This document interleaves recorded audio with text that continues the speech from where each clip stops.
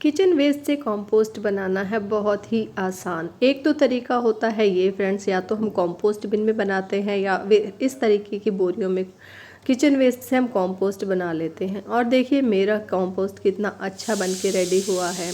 मैं कभी भी अपने किचन वेस्ट को फेंकती नहीं हूँ, हमेशा उसे यूज़ करती हूँ अपने गार्डन में। लेकिन कई बार ऐसा होता है कि हम कंपोस्टिंग करते हैं और हमारा पहला एक्सपीरियंस ही इतना ज़्यादा ख़राब हो जाता है कि हम फिर कभी भी नहीं सोचते दोबारा से कंपोस्टिंग करने का। तो मैं आज आपको बताऊंगी अपना तरीका कि मैं किस तरीके से करती हूँ composting. Hey guys, welcome back to my channel.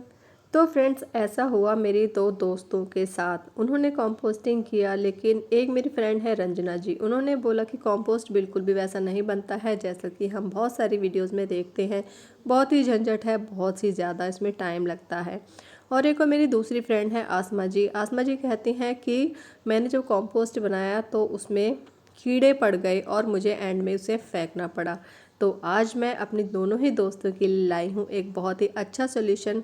दो मेरी ये दोस्त हैं और ऐसे बहुत सारे दोस्त हैं जो कि कंपोस्टिंग करना चाहते हैं किचन वेस्ट से, लेकिन बहुत ही झंझटों के चलते हुए कंपोस्टिंग करने का आइडिया ड्रॉप कर देते हैं।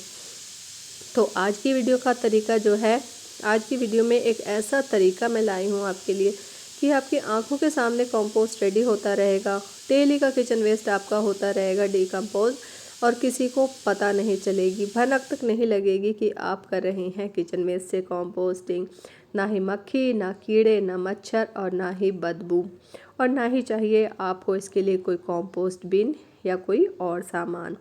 तो कौन सा है मेरा वो तरीका, चलिए देखते हैं आज की वीडियो में।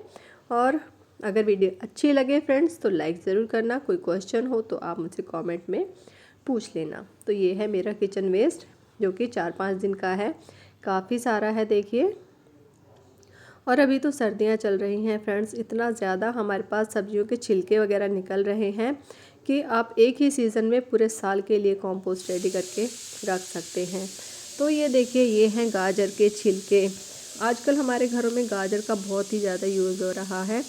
हलवा वगैरह बनाते हैं तो ढेर सारे गाजर के छिलके मिलते हैं। तो ये सारा, और इसके बाद है देखिए पीनट के छिलके, मूंगफली के छिलके ढेरों निकलते हैं हमारे घर में। तो इसके अलावा मेरे पास है अंडे के, प्याज के छिलके, जितने भी हैं मेरा 5-6 दिन का किचन वेस्ट है ये सारा का सारा। आपको इसमें डालना क्या नहीं है, डेयरी प्रोडक्ट बिल्कुल नहीं डालने हैं, पका हुआ खाना बिल्कुल ही नहीं डालना है। अगर आपने ये 2 चीज़ें डाली या फिर मीट वगैरह डाली है तो कीड़े डेफिनेटली होंगे। चाहे आप कुछ भी करें, आपके कंपोस्ट में कीड़े पड़ेंगे ही। तो चलिए, ये तो मैंने बता दिया क्या डालना है क्या नहीं डालना है। अब लेते हैं कंटेनर। ये कंटेनर, ये देखिए, ये ब्यूटीफुल से पॉट्स जो आपको नज़र आ रहे हैं, ये ऑयल के जो डब्बे होते हैं सरसों के तेल के, उनको मैंने DIY करके बनाया है। तो सबसे पहला काम बॉटम में होल करना, क्योंकि हम इनमें आगे प्लांट लगाने वाले हैं और जो भी एक्स्ट्रा इसका किचन वेस्ट का निकलेगा लिक्विड, वो भी निकलना ज़रूरी है अगर उसमें बनता है तो। लेकिन मैं आपको ऐसा तरीका बताऊंगी कि ना तो लिक्विड निकलेगा, ना कीड़े होंगे, ना मक्खी, ना मच्छर, ना बदबू। तो चलिए पहले एक कंटेनर को लेते हैं और ये सारे ही कंटेनर में धीरे धीरे करके भर के रख लूँगी, और जो भी सीजनल प्लांट आएंगे वो मैं इनमें लगाती रहूँगी। तो सबसे पहले डालेंगे मूंगफली के छिलके। क्यों डालेंगे वो मैं बताती हूँ आपको। जो मूंगफली के छिलके हैं वो आसानी से डिकम्पोज नहीं होते, और सबसे नीचे वाला जो पोर्शन है हमें उसमें डालनी है कुछ ऐसी चीज़ जो कि ऑर्गेनिक हो, लेकिन वो हमारे ड्रेनेज को जाम ना करे। ये छिलके ऐसे ही पड़े रहेंगे काफ़ी टाइम तक, और हमारा जो ड्रेनेज है बिल्कुल प्रॉपर रहेगा। थोड़े से और पड़े हैं मेरे पास ये छिलके, मैं इनको भी डाल दे रही हूँ। अगर आपके पास मूंगफली के छिलके नहीं है तो आप पत्थर के टुकड़े इसमें डाल दें, बहुत अच्छा रहेगा। अब इसके बाद देखिए, आलू वाले भैया से मैं जो मिट्टी लेती हूँ वही ये मिट्टी है, और ढेर सारी मिट्टी मेरे पास अब तक हो गई है। अगर आपने अभी तक नहीं ली है आलू वाले भैया से मिट्टी तो जल्दी करो, क्योंकि ज़्यादा टाइम तक मिट्टी नहीं आने वाली है। 2 ही महीने हैं, इन्हीं महीनों में आलू में मिट्टी लगी हुई आती है। खेतों की बहुत ही उपजाऊ मिट्टी है, और देखिए कितनी पोरस मिट्टी है ये। तो अब इसके बाद लगाने वाले हैं हम एक मिट्टी की लेयर। अगर ये वाली मिट्टी नहीं है, ऑब्वियसली ये वाली मिट्टी नहीं होगी आपके पास, तो आप डालें अपनी नॉर्मल गार्डन सॉइल जो आप यूज़ करते हैं। तो इसके बाद हमें लगानी है इसमें किचन वेस्ट की लेयर। अच्छा, जो मिट्टी हमने डाली है उससे क्या होगा, हमारा जो किचन वेस्ट है जब वो पानी छोड़ेगा डिकम्पोज होते टाइम तो सारा जो लिक्विड है वो मिट्टी एब्जॉर्ब कर लेगी। अब उसके बाद डाला है हमने किचन वेस्ट, फैलाते जाना है, थोड़ा सा दबाते जाना है।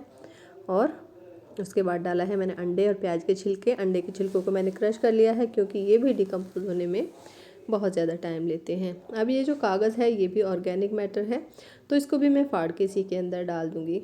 या फिर हमारे घर में छोटे बच्चे होते हैं जो कि पेजेस वगैरह फाड़ते रहते हैं, उनको या फिर कार्डबोर्ड के टुकड़ों को भी आप इसमें डाल सकते हैं। थोड़ी सी और लेयर लगाऊंगी मैं इसमें किचन वेस्ट की। ये हमारा जो किचन वेस्ट है मैंने ऐसे ही रखा हुआ था इसको, ताकि ये थोड़ा सा इकट्ठा हो जाए, अदरवाइज़ मैं हाथों हाथ ही सारे अपने किचन वेस्ट को रिसाइकल करने के लिए, डिकम्पोज होने के लिए डालती रहती हूँ। एक लेयर लगा दी है किचन वेस्ट की, फिर से लगाएंगे हम इसमें मिट्टी की लेयर।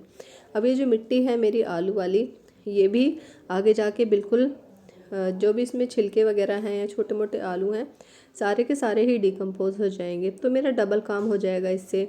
एक तो मेरी आलू वाली मिट्टी है वो समेटने में आ जाएगी, नहीं तो मैं जो बोरियां हैं उन्हें भर के ही रखती रहती हूँ, तो इस तरीके से मेरी मिट्टी भी काम आएगी और किचन वेस्ट भी काम आ जाएगा। ये मैंने सेकंड लेयर लगाई है यहाँ पर। और देखिए एक ही कंटेनर में मेरा पूरा 5-6 दिन का किचन वेस्ट यूज़ हो जाएगा। हमारे घर में 5 लोगों की लोग हैं, तो इतना ही किचन वेस्ट मेरा निकलता है। इसके बाद मैंने एक बार और लेयर लगाई है मिट्टी की, दबाते जाना है, अच्छे से दबाएंगे तो मिट्टी ज़्यादा नीचे तक नहीं बैठेगी। वैसे तो ये कम होगा क्योंकि जब भी ये किचन वेस्ट है डिकम्पोज होगा तो आपका जो कंटेनर है उसकी मिट्टी नीचे की तरफ बैठती हुई चली जाएगी। आप ये देखिए, ये वही वाली मिट्टी है, वही वाला कंपोस्ट है जिसको मैंने लास्ट ईयर रखा था डिकम्पोज होने के लिए। और कितना अच्छा कंपोस्ट रेडी हुआ है, देखिए बिल्कुल मार्केट जैसा भुरभुरा एकदम टेक्सचर हो गया है इस मिट्टी का। इसके ऊपर मैं डालूंगी एक और लेयर। चलो मैं पूरा लगा देती हूँ पहले इसको, क्योंकि मुझे ये वाला जो किचन वेस्ट है वो इसी कंटेनर में डालना है। दोबारा से वही करना है, आलू की मिट्टी थोड़ी सी डालूंगी और फिर मैं डालूंगी मेरे पास ये वाला जो कंपोस्ट है, ये वाला। चलिए मैं इसी को डाल देती हूँ डायरेक्ट, आलू की मिट्टी नहीं डालूंगी अब की बार। पूरा मैं भर दूंगी इस कंटेनर को इस तरीके से। बीच बीच में आपको मिट्टी को दबाते जाना है और इसको भी हम टैप कर करके अच्छे से दबा देंगे इसको नीचे की तरफ इस तरीके से। तो जी इस तरीके से आप कंटेनर भर भर के रखते रहिए और जब आपका मन करे जब आप इसमें प्लांट लगाएं। अगर आपको हाथों हाथ प्लांट लगाना है तो आप इसमें हाथों हाथ प्लांट लगा सकते हैं। अभी तो ढेर सारे प्लांट आ रहे हैं सीजनल, जिनकी जड़ें काफ़ी छोटी होती हैं, तो इस तरह के कंटेनर में आप उन्हें लगा दें, आपका प्लांट बहुत अच्छा चलेगा।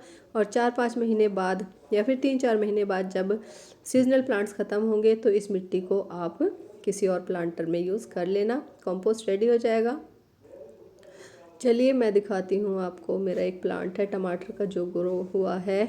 क्योंकि मैं किचन वेस्ट डालती हूँ तो ऐसे प्लांट्स ग्रो होते ही रहते हैं। इससे पहले मैंने एक डेट का प्लांट भी निकाला था एक कंटेनर में से और फिर मैंने उसको सेपरेट कर लिया था।